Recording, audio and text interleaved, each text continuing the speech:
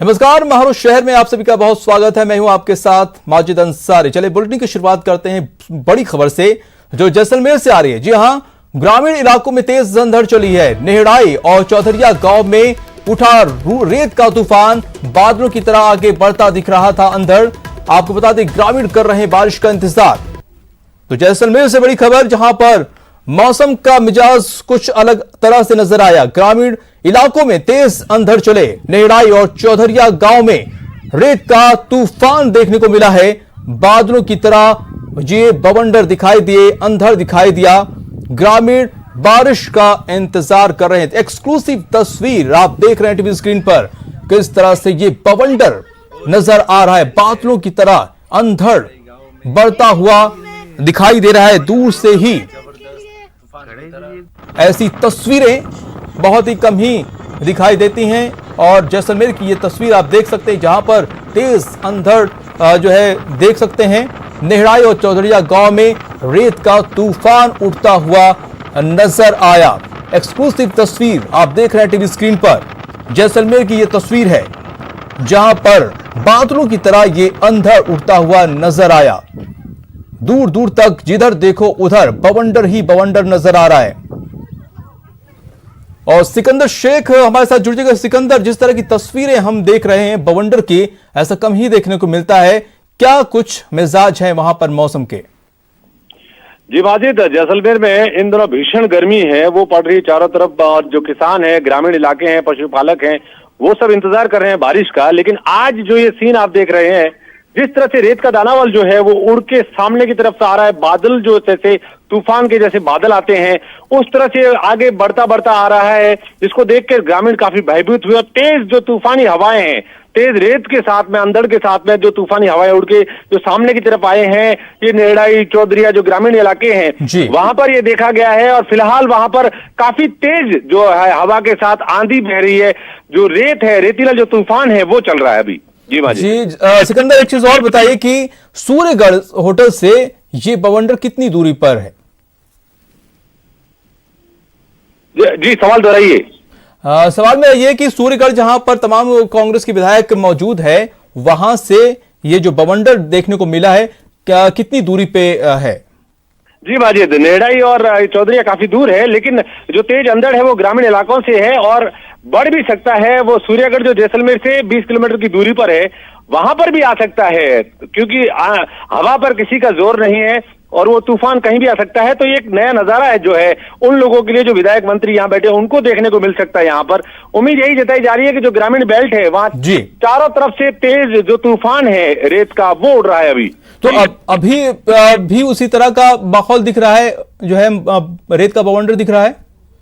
बिल्कुल बिल्कुल माजिद, जो वीडियो हमारे पास लगातार आ रहे हैं उसमें साफ तौर से जो ग्रामीण कह रहे हैं, वो चिल्ला रहे हैं कि वहां पर तेज हवा है, तेज तूफान है, कुछ भी नजर नहीं आ रहा, हाथ से हाथ सुझाई नहीं दे रहा है। और वो लगातार क्या किसी नुकसान की भी बात सामने आई है? जी, क्या किसी नुकसान की भी बात सामने आई है? जी माजिद, अभी फिलहाल जो है 15 से 20 मिनट की जो बात है वो है, और हम जो एक्सक्लूसिव तस्वीरें आपको दिखा रहे हैं अभी की फिलहाल की है। और फिलहाल अभी तक कोई भी नुकसान की खबर अभी तक हमारे पास नहीं आई है। जी बहुत शुक्रिया तमाम जानकारी के।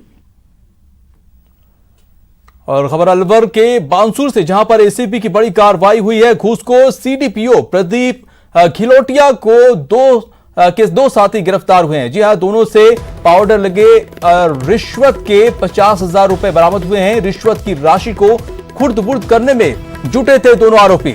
एसीबी उपाधीक्षक महेंद्र बीड़ा के नेतृत्व में ये कार्रवाई हुई है। आपको बता दें कि फरार सीडीपीओ घिलोटिया की जो है तलाश में एसीबी लगी हुई है। तो अलवर के बांसुर में एसीबी की बड़ी कार्रवाई, जहां पर घूसखोर सीडीपीओ प्रदीप घिलोटिया के दो साथी को गिरफ्तार किया गया है। ये दोनों ही पाउडर लगे रिश्वत के 50,000 रुपए बरामद किए हैं। और आपको बता दें कि ये दोनों ही आरोपी रिश्वत की राशि को खुर्द-बुर्द करने में लगे हुए थे और सीडीपीओ घिलोटिया जो है फरार है, जिसकी तलाश में एसीबी लगी हुई है।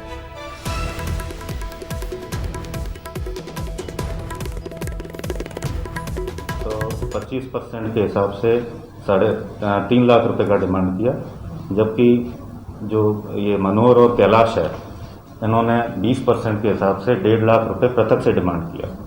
दोनों ने अलग अलग डिमांड की। दोनों का ये कहना था कि प्रदीप को क्यों देते हो, हमारा बनता है। प्रदीप का कहना था कि उन्हें क्यों देते हो, मेरा बनता है। ऐसे करके फिर उसके बाद में सत्यापन सही पाए जाने पर ट्रैप का आयोजन किया गया। 30 तारीख को दौरान ट्रैप प्रदीप कुमार अपने ड्राइवर के साथ में, सुबह सिंह ड्राइवर के साथ में रिश्वत राशि को लेकर फरार हो गया। और अब बात कोरोना को लेकर सीएम गहलोत के महामंथन की। सीएम ने आज वीडियो कॉन्फ्रेंसिंग के जरिए 151 कर्मचारी संगठनों के साथ संवाद किया। इस दौरान सीएम गहलोत ने कहा कि कोरोना की चुनौती से निपटने में सरकारी और गैर सरकारी कार्मिकों का तन मन धन से जो सहयोग सरकार को मिला है, उसी का परिणाम है कि राजस्थान कोरोना की जंग में देश में सबसे आगे खड़ा है। उन्होंने कहा कि कोरोना से लड़ाई अभी लंबी चलेगी, लेकिन आर्थिक गतिविधियों को पटरी पर लाना जरूरी है। इसके लिए सभी अधिकारी और कर्मचारी समर्पण भाव से काम करें। और मुख्यमंत्री ने कहा कि संकट के इस समय में राजस्थान सतर्क है और कोई भूखा ना सोए हमारा मूल मंत्र रहा है।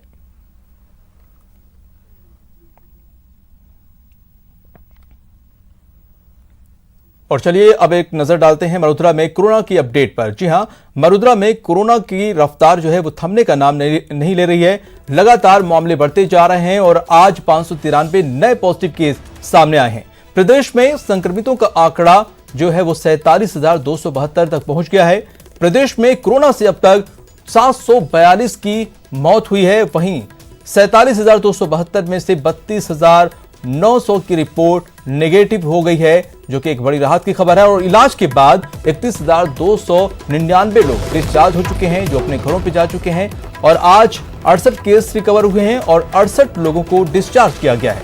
और प्रदेश में आपको बता दें कि कुल 13,630 एक्टिव केस राजस्थान में मौजूद हैं। और सैंपलिंग की बात की जाए तो 15.92 लाख के पार यहां पर पहुंच गया आंकड़ा।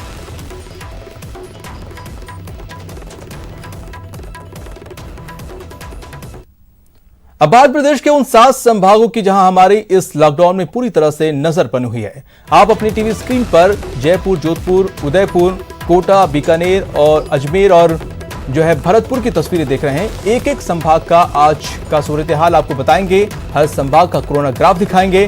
कहां बड़ा वायरस का वार और कहां मिली राहत। बस बने रहिए हमारे साथ।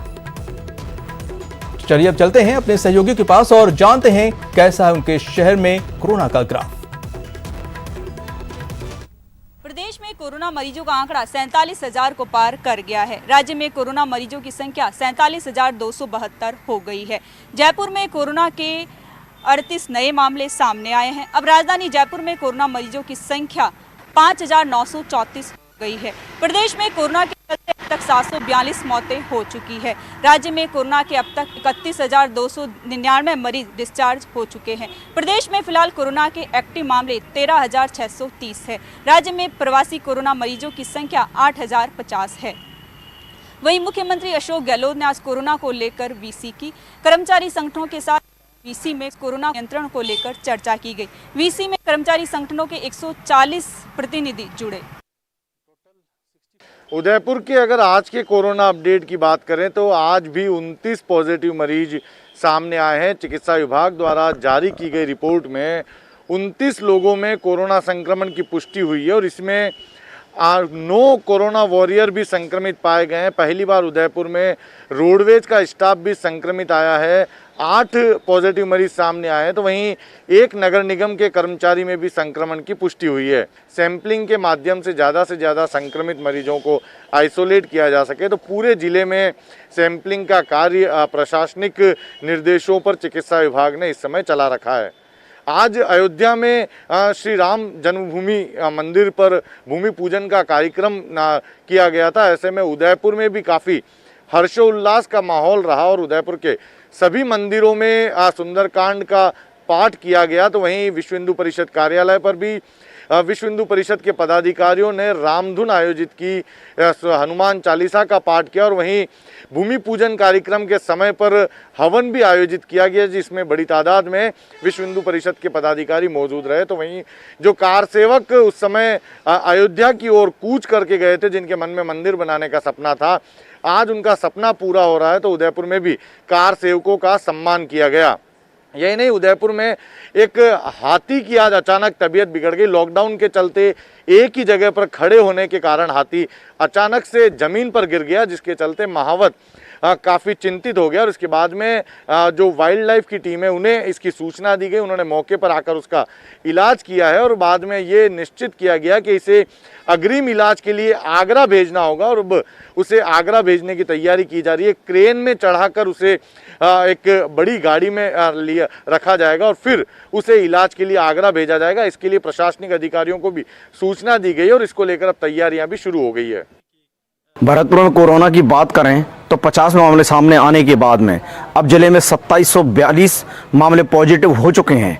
वहीं आपको बता दें कि इसी के साथ ही 2211 पॉजिटिव से नेगेटिव हो चुके हैं, जिसे लेकर अब प्रशासन खासा चिंतित है कि संक्रमण को रोकने के लिए क्या प्रयास किए जाएं। वहीं मौतों के आंकड़े की बात करें तो अब तक जिले में 58 मौतें कोरोना से हो चुकी हैं, जिसे लेकर अब पुलिस प्रशासन सतर्कता बरत रहा है। वहीं मेडिकल टीमें भी अब घर घर जाकर सैंपल ले रही हैं। वहीं मेडिकल टीमों ने अब जिले में सब दुकानदारों से कह दिया है कि सभी सैंपल कराएं और उन्हें नोटिस दिया जाएगा जब भी वे दुकानें खोल पाएंगे। आपको बता दें कि दुकानदार भी अब संक्रमण से ग्रसित होने लगे हैं, जिसे लेकर पुलिस प्रशासन ने एक नोटिस जारी किया है कि सभी दुकानदार अपना अपना सैंपलिंग कराएं और मेडिकल टीमें वहां पहुंचेंगी मौके पर और उनका नाम दर्ज करेंगी। दर्ज होने के बाद में संबंधित अस्पताल पर पहुंचें और वहां सैंपलिंग कराने के बाद वहां से एक सर्टिफिकेट जारी होगा, जिसे वह दुकानों पे लगाना अनिवार्य होगा और उसके बाद ही वह दुकान खोल पाएंगे। अन्यथा उनके खिलाफ कार्रवाई की जाएगी जिनके पास सर्टिफिकेट नहीं होगा और उनको ताला लगाना पड़ेगा, दुकानें सीज भी हो सकती हैं। वहीं पुलिस प्रशासन ने अब जिले के चौराहे और गली मोहल्लों में भी जाकर लोगों को देखना शुरू कर दिया है कि बगैर मास्क के कोई घूमता मिले तो उनके खिलाफ सख्त कार्रवाई की जाए और वहीं चालान भुगतवाया जाए, जिससे उनके खिलाफ ठोस कार्रवाई हो सके। वहीं आज कामा में एक बहुत बड़ा हादसा हो गया। हनुमान पाठशाला में की दीवार गिरने से एक युवक की मौके पर ही मौत हो गई। वहीं एक युवक गंभीर रूप से घायल हो गया, जो मोची का काम करता था और दीवार के सहारे बैठा हुआ था। यहाँ पुलिस प्रशासन और वहाँ के लोगों ने पहुंचकर उसके शव को बाहर निकलवाया। वहीं जी देखिए, कोटा में भी लगातार कोरोना जो है कहर बरपा रहा है। लगातार पॉजिटिव रोगियों के सामने आने का सिलसिला जारी है। आज भी 109 नए पॉजिटिव रोगी सामने आए हैं। सुबह जो रिपोर्ट आई थी उसके मुताबिक 74 जो शहर के अलग अलग इलाकों से पॉजिटिव रोगी सामने आए और उसके बाद जो शाम को रिपोर्ट आई तो 35 और नए रोगी सामने आए हैं। कुल मिलाकर 2426 कोटा में पॉजिटिव रोगियों की संख्या हो गई है। लगातार जिला प्रशासन की ओर से प्रयास जरूर किए जा रहे हैं संक्रमण की चेन को तोड़ने के लिए।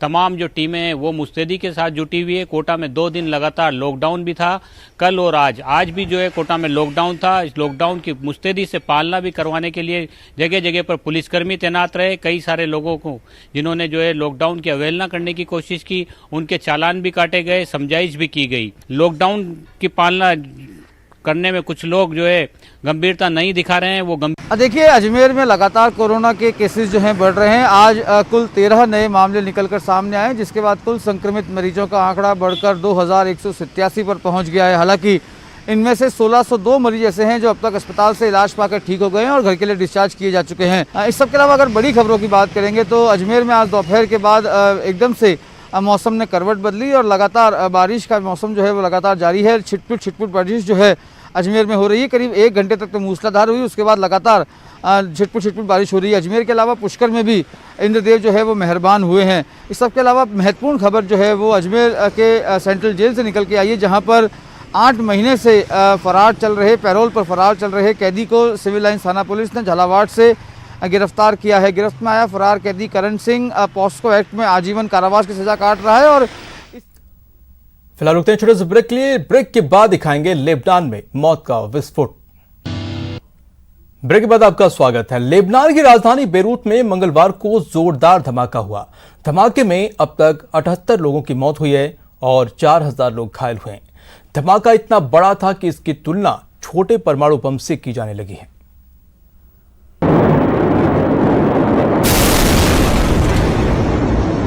इस दृश्य को देखकर किसी के भी होश उड़ जाएंगे। ये किसी ज़लज़ले से कम नहीं है। तस्वीरें लेबनान की राजधानी बेरूत की है, जहां एक बड़ा विस्फोट होता है और आसपास का इलाका तिनके की तरह बिखरने लगता है।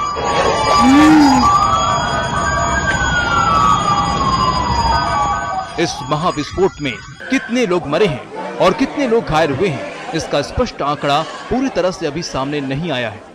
इससे पहले कि इस महाविस्फोट के बारे में बताएं, घटना की पूरी तस्वीरें देख लीजिए। देखिए विस्फोट की शुरुआत की इस तस्वीर को, जिसे कोई अपने मोबाइल कैमरे से रिकॉर्ड कर रखा था। इतने में ही वहां एक और बड़ा विस्फोट होता है और फिर विस्फोट से निकला गुबार किसी दैत्य की तरह आसपास के इलाकों को अपने आगोश में ले लगता है।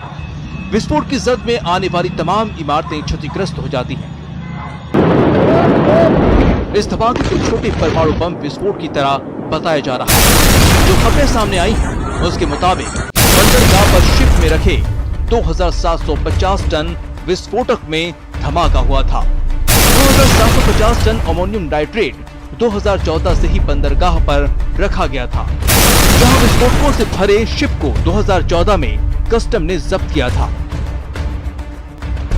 धमाके पर पीएम मोदी ने भी दुख जताया है और ट्वीट कर कहा है कि बेरूत में हुए धमाके की खबर सुनकर दुखी हूं। कई लोगों ने जान गंवाई और प्रॉपर्टी का भी नुकसान हुआ। ब्लास्ट में मारे गए और घायल हुए लोगों के प्रति हमारी संवेदनाएं हैं। उधर अमेरिकी राष्ट्रपति डोनाल्ड ट्रंप ने इस धमाके को भयानक हमला करार दिया और जांच में लेबनान को मदद की पेशकश की।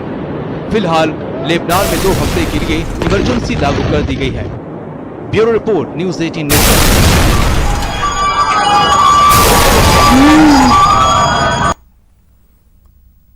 फिलहाल इस बुलेटिन में इतना ही। नमस्कार।